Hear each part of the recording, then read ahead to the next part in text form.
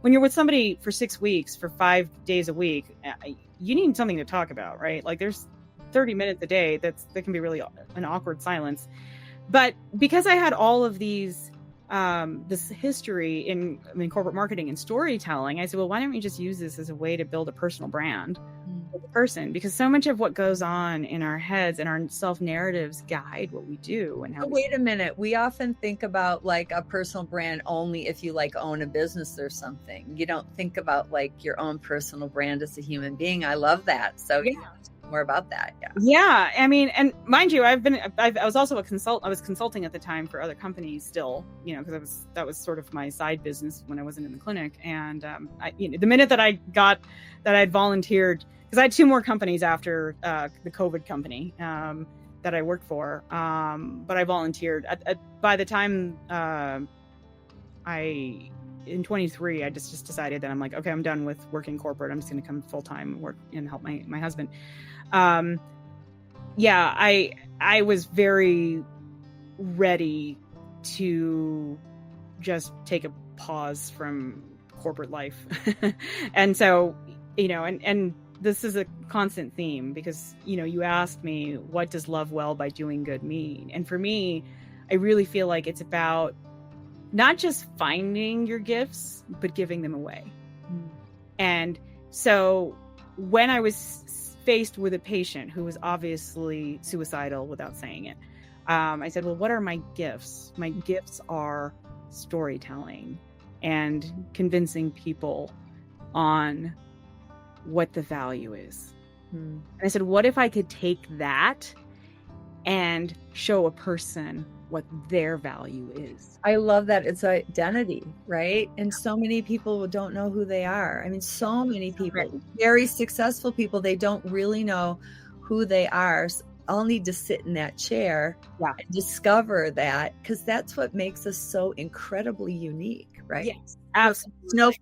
I know some people don't like that, but I have these images of snowflakes magnified.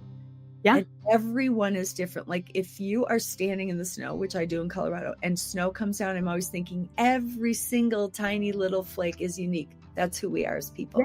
Yeah. So you're helping people find that in the chair. Yeah, because I mean, what does a marketer know about mental health? Well, they know how to convince you that you need it, right? And so what do people need? I mean, and again, I had spent the last 20 years building brands, right? Brand stories, going to brand training, or teaching people how to believe in a brand, having people be able to look at a logo and be like, that's what that means, and I get it. And I mean, like a brand when it's done really well is you don't even need to see the logo, you can just feel it. Like if you see Google stuff, you'll know, okay, we're talking right. Or an apple, right? So Apple, right? Can you tell us a story? Like, I mean, confidentiality, of course, everywhere, but can you tell us a story about a great transformation that you got to be part of? So many transformations. I mean, this is really what I'm addicted to at the end of the day. It's like seeing people like believe in, like, you have to believe the message. And yeah, so, first of all, let me just go back a minute on what brands really are and what really. Well, and also talk about what TMS is, because we have said it, but we're not really telling people, well, what do you mean by that? Right. Yeah. Well, transcranial magnetic stimulation has been around for like 20 years. And in all honesty, it's actually more effective than Spravato. I didn't know this at the time. It's more effective than ketamine. It's definitely better than antidepressants, but the bar is low for that. There's no medicine. There's no medicine. It's magnets. It's literally, you have a helmet on your head for 30 minutes a day, and there's targeted magnetic energy that is targeting the dorsolateral prefrontal cortex, which is involved with depression and anxiety. And by stimulating your brain with this magnetic energy, you're able to create better communications networks in your brain between the logic and emotion. So you're not just really dependent on neurotransmitters in your brain or chemical imbalance, whatever. You're actually strengthening all of those synapses, and you're proliferating them as well. So as a result, when your brain is communicating better, then your fight or flight response now has more logic involved with it. So what does that look like in real life? Let's just say you smell smoke. Now, what happens when you smell smoke is your limbic system will say, oh my God, there's smoke, there's smoke, there's smoke. What is that? Is the house on fire? Are we in danger? Like something's wrong. There's smoke. And under normal circumstances, if you're not depressed, the rest of your brain will communicate back saying, yeah, that's actually barbecue and it's lunchtime. And actually we're kind of hungry, so we should go get some barbecue. And that's a normal thing. No cortisol rise. Everyone's calm. Everyone's like, oh, okay, great. Thanks. Thanks logic. That's what I needed that. When you don't have enough synapses, though, then all of a sudden you have a message going out that there's smoke, there's fire, you might be in danger, and nobody's responding. So you just keep spiraling kind of through that until finally some part of your brain, picks up the signal. It's like, oh, okay, now actually that was a false response. It's cool. But you're exhausted by that point, right? You're tired. You can't sleep because you're anxious because you think there's smoke. And so that's what depression's like. When you have transcranial magnetic stimulation, you're stimulating the brain so that it can communicate better. It's really all it is. It's very simple. Wow. But the part that, again, people miss is great. We solve the physical problems, but you still have a choice of what you're going to teach your brain to think. And the question is are you going to reinforce all the old negative beliefs you had? Are you going to take and the brain is actually really lazy at the end of the day. It takes so many shortcuts. And when you have walked, let's just say you have a path home that you walk from work to, your house. If you take the same path every single day, that becomes like second-hand nature. That's your shortcut. Mm-hmm. Well, the brain just does what we tell it. So if we tell it really great things, it's like, okay. And if we tell it really negative things, it goes, okay. Right. Exactly. It's constantly telling you things. And people don't realize this. There is what's called the parental interject in your brain. So, and that's actually put there, by your parents and your early caregivers, because it helps you navigate what is going on around you. And so an example of this is, people don't realize also that you can control that voice, but because people never stop, and this is where meditation becomes really helpful. People never stop to just listen to the voice. They just think that, oh yeah, I thought this. It's like, well, did you? Because it may not have been the case. You may have just actually been interpreting something based on what your early caregivers, all the filters, yeah. And you're not actually listening to the message the correct way. And people are like, well, no, that's not, it's my voice. And I'm like, is it though? And so, when you're starting to train that voice inside of your head, that's basically what we're doing during TMS and Story Shift and our training and coaching that I developed as part of Personal Brand Story. Right. So, just this is a quick example that I give people when I've been treating them with TMS is in your brain, without saying it out loud, say hello. And you can hear that, right? You can hear it in your head. Yes, I'm hearing myself say hello. Okay, now change that voice and say it in a different language. Maybe it's French, maybe it's Spanish, whatever language you know. And you can hear it. You know what that word is, right? Okay, you can control that voice. People need to learn how to control that voice. Yes. And they don't. They don't do it until somebody helps. It takes a lot of work because we have years of filters, correct, and voices from parents and teachers and friends and experiences and bosses and on and on and on and on that we've got to wade through to decide what are the thoughts I want to be thinking.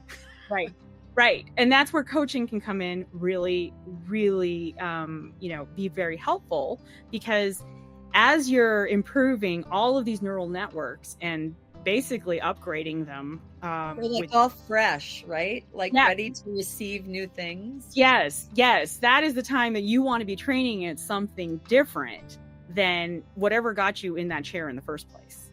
Mm-hmm. And so decided that makes me think about, you could probably get this experience. I'll just call it the experience, this treatment, lots of places. Yes. But what I love about what you're talking about is this part, right? So it's not just the magnets are working on your brain. Yeah. It's the person you're with who's helping guide you somewhere really awesome. Yeah. And so we actually invented an entire intervention along with the TMS, so that over 6 weeks, we're guiding you towards a destination that you choose, right? But helps you understand that I am a person of value and worth, and I have skills that I have gifts that I need to give away. And that's you're teaching everybody how to love well by doing good. I am, but with magnets. With brain hacks. Yes. And cutting edge technology. Yes. So if anybody's listening, you're like, I want to improve, I want to upgrade myself, you got to go call Access today. Yeah, absolutely. And I mean, the thing is TMS can be used in more ways than one. It doesn't just have to be because you're depressed. I use it for peak performance. So for myself, I was late diagnosed ADHD, which explains a whole lot, but honestly, but it helped with my ADHD, especially at this season of my life where sleep is really challenging for women of my age. It actually helped with sleep. It helped with overall focus. And so it's been a blessing to discover this treatment, even though I totally did not believe in it until I had to accidentally use it to train my team on how to do TMS, and I was like, wow, this actually works.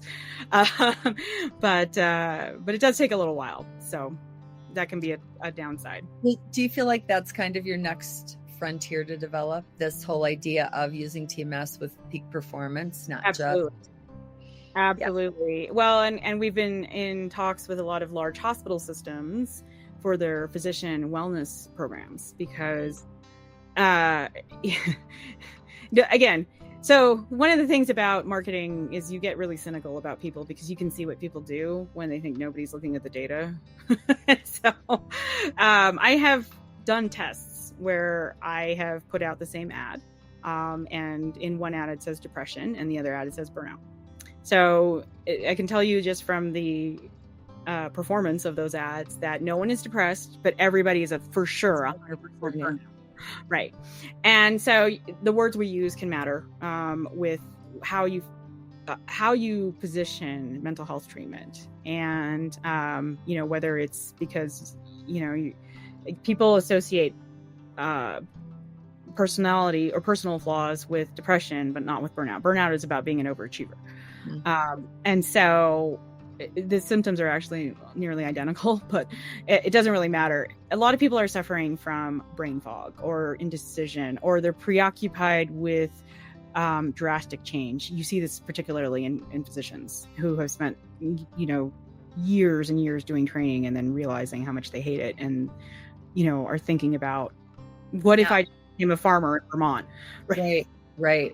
But this is what I've done. This is all I know, or they think this is all they know. Right. Exactly. And it's actually, on the spectrum of passive suicidal ideation in some ways, because it's almost like identity death. Well, I know that in the, with my horses, getting to know lots of veterinarians, huge suicide rate. Huge suicide rate in veterinary medicine. They just feel like, what can I do? Like, people aren't taking care of their animals, and I got into this business to take care of animals, and I'm seeing all of this abuse, and it's super hard. And so, and you couple that with so much cortisol, so much stress, so much, emotional challenges that have never been dealt with because they do the same thing I do, right? Like that. Right. Which is like, I'm just going to work through this. It'll be fine. Busy. I'm not going to pay attention till all of a sudden everything comes crashing down in some way and gets your attention, right? And we want to get people before that. Right. Before you've got something on the operating table that's somebody's mom, right? Like, please, like you do need to do this for yourself. And so, this is a fantastic way for people to get help. We actually just upgraded all our machines to the most top of the line technology. It has an 82% efficacy rate and a 65% remission rate. And the advanced protocols that we're going to be rolling out, which is 6 days instead of 6 weeks, those even have higher efficacy rates. Those are 87.5%. efficacy and 78%. It sounds way better than 6 weeks. Yeah, exactly. Absolutely. I mean, if you're a doctor or you're a high achiever, and you need, a biohack for your brain, and you want to, perform at your peak performance, you need to be able to sleep. You need to be able to focus. You need to have your brain communicating on all levels. I want my highly skilled surgeon to have slept and have a good meal and be on the top of his game or her game. 100%. Yeah, 100%. And so this is a nice, easy way to kind of get that refresher. It's better than a vacation because you're actually, taking time off from work, but you're also enhancing your neural networks with cutting edge technology. So, so my husband and I actually just jump on the TMS machine sometimes just to kind of like perk up after. I can't wait to do it. Yeah. It's gonna be great. I want to ask you this question. I know I'd love to do a part 2 with you because or maybe we do 6 parts. I don't know. We have so much to talk about, but anytime, Sandy, you call. What? You call and I'll be there, Sandy. Okay, awesome. Maybe we'll have the Liesel and Sandy podcast on the side. I don't know. Change the world together. Just tell us a little bit about what's your big vision with all this? Because you've been acquiring other practices. Yes. And what I love about what you've done, and I just want to tell everybody, Liesel is right when she says, know your gifts and give them away. She does it. She is a person that helps she'll give all her marketing tips to other mental health practices, because we're in collaboration, not competition. And I love that part of your love well by doing good. I love that. So what's your big kind of vision right now of where you're going with all this?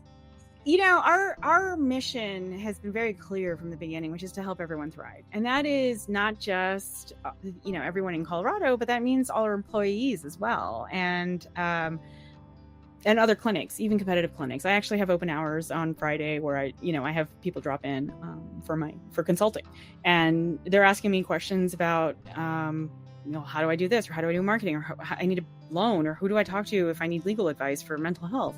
And I'll tell you, I don't care if you're, there's really no competition for us. There's only collaborators. And so, I have been, we did actually just, we're nearly complete with an acquisition. I can't say the name yet. But in part of that is because it accelerated our ability to help more people.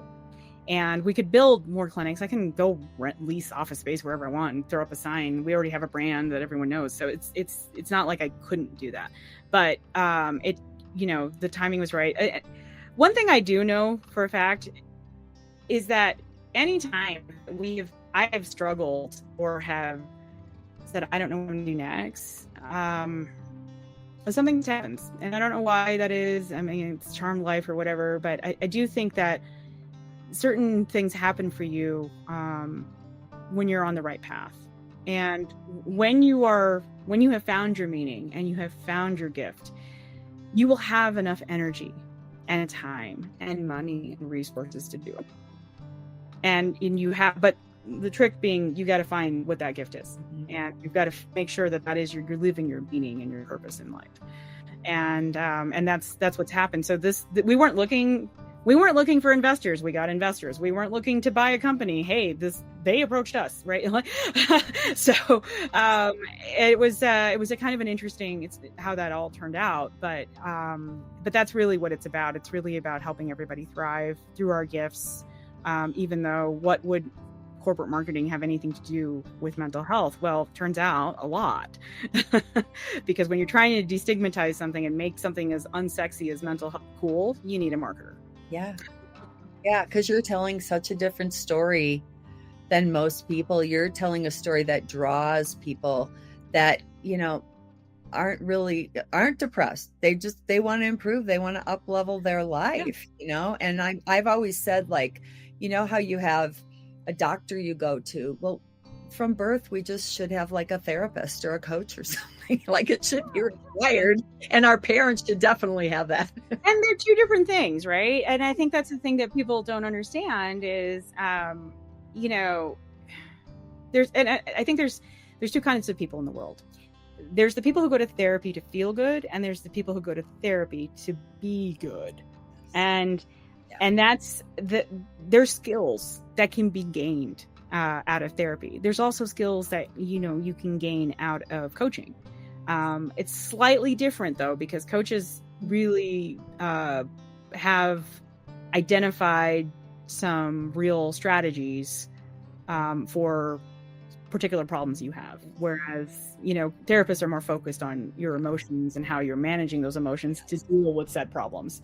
Well, I always think that therapy, in a great way, digs into your past and why things happened and those filters and moves you forward. I always say, as a coach, I want to take you from where you are and go this way. And not that, I mean, I've referred lots of people to therapists because I'm not a therapist, because I'm like, oh, you've got this stuff in the way. You got to go over here and deal with that, because I actually can't help you move forward effectively, because you got to get this fixed, or you got to deal with this at least. So I agree, they really go hand in hand. And it just depends on your goals, right? And a physician who's going to be there for 6 days, they just really need to sleep better. They need some time off from work. They need to most of them are actually really like their jobs.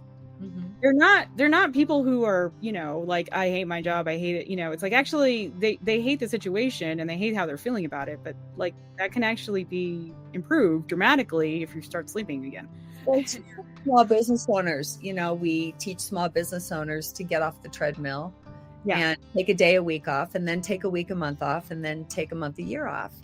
And we know that when we do that, we just come back with greater enthusiasm and refreshment. And if we could provide that kind of help to people in those kind of industries, which with such high demand, there would be better retention. They would last longer. They wouldn't get sick. They would be better physicians and people, for all of us, right? Yeah, exactly. We need space. Like you mentioned, meditation. We need, I go with my horses and I listen to this little small voice in my life during that time, and we don't talk. They don't talk to me. And Peak performance starts with the brain. And so this is really what this is about. And it's about, helping people achieve their highest selves in some ways, because they have all the equipment maintained properly. Well, I really appreciate you being here, and I really do want to have you back so we can talk about more, because there's so much. But I really appreciate that you are every day you love well by doing good. I've seen it in your practice with your people. I get to know them when they come out to do some coaching. Some of you don't know, we have horses on our ranch, and so we are qualified or certified in equine experiential coaching, and for individuals and teams. And it's fun because the horses show up as something very different in our lives than people do, than humans do, to just we become aware of different things about ourselves. Different things come up for people, and so the power in that is remarkable. The communication improvements that come from your coaching as well, Sandy, were tremendous. In fact, this has now become a pivotal annual thing that my team wants to do. And so that's why we're coming back. And, we have as we've grown, you'll see the team's grown quite a bit since the last time we were there in just a year. But the problems become more pronounced as the bigger you get, right?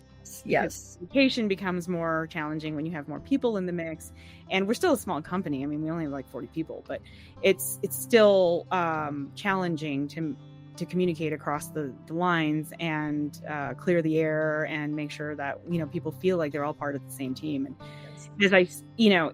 as I've said over and over again, and I keep saying this to the entire behavioral health community of Colorado, listen, we are stronger together than we are being apart and being competitors. And I have let go of the rope. We're not in a tug of war for patients. You can have them.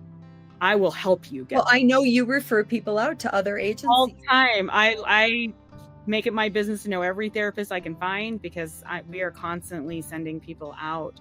But it's not even just therapy. People need primary care physicians. Like, they don't even know how to navigate how to find a doctor for themselves. And sometimes it's like, well, I don't want that industrialized healthcare, so I'm sending people to integrative primary care, There are a lot of holistic providers in Colorado. You have more choices, but people don't understand that because just navigating the health industry is complicated, and by design. Insurers don't want to pay for these treatments. They don't want, so they'll make it as hard as possible. And we could do a whole podcast on the whole methodology you've created around getting insurance companies to pay for things. We won't do that on this podcast, but we're pretty damn good at it, aren't we? What? I'm sorry, what? We're pretty damn good at it, aren't we? Yeah, yes, you're really good at it, and you're good at helping other people. So any last things just on this time together you want to say? I know, again, we could talk all day. I just think people need to really think about what their gifts are. And it's interesting because people think a gift is like, oh, I can sing, I can dance, I can, whatever. Right. I mean, I can do marketing. That's what I do. That's my gift. What does that mean? I could use it to make other people millions of dollars, or I can use it to help people in Colorado transform their lives and find hope again. Or you can help somebody that wants to make millions of dollars because they want to do big love well by doing good things in the world, and they need to be a peak performer to do that. 100%. At the same time, you're helping people that, and I love that, because hope is hard to find right now. It is. It's very hard, and and especially because I think everyone's a little bit dysregulated because almost everyone's had COVID, right? Well, and all the bombardment of how we've chosen to spend our time. 100%. Yeah, exactly. There's so many reasons for it, but hope exists. Hope is there. Hope is here for you. And I had a teacher once say that the biblical definition of hope is the expected outcome of good. If you go back into the original language, that's what it means. And I love that, the expected outcome of something good. So we're gonna end on that hopeful note today. And thanks for being here. Can't wait to have you back. And for those of you listening, take advantage of Access Integrated Mental Health. I guess we need them everywhere. They're just in Colorado right now. Do you have dreams of going other places, like other states? Oh gosh, I get asked this question a lot. And I'm always just like, I'm just trying to make it through the day. We'll see what doors open, right? Let's just make it through the day. And if you have any questions, we'll put contact information and information about Liesel in our notes so that you can find her. And ask yourself today, in your love well by doing good, what does love look like? Mm-hmm. What does love look like with the next thing I get to go do? Mm-hmm. So thank you for sharing your bubbly, amazing, magical, gifted self with us. Oh, thank you, Sandy. It's a privilege to call you my friend too, and an honor. I feel the same. So thank you. Thank you. So signing off till next time, love well by doing good.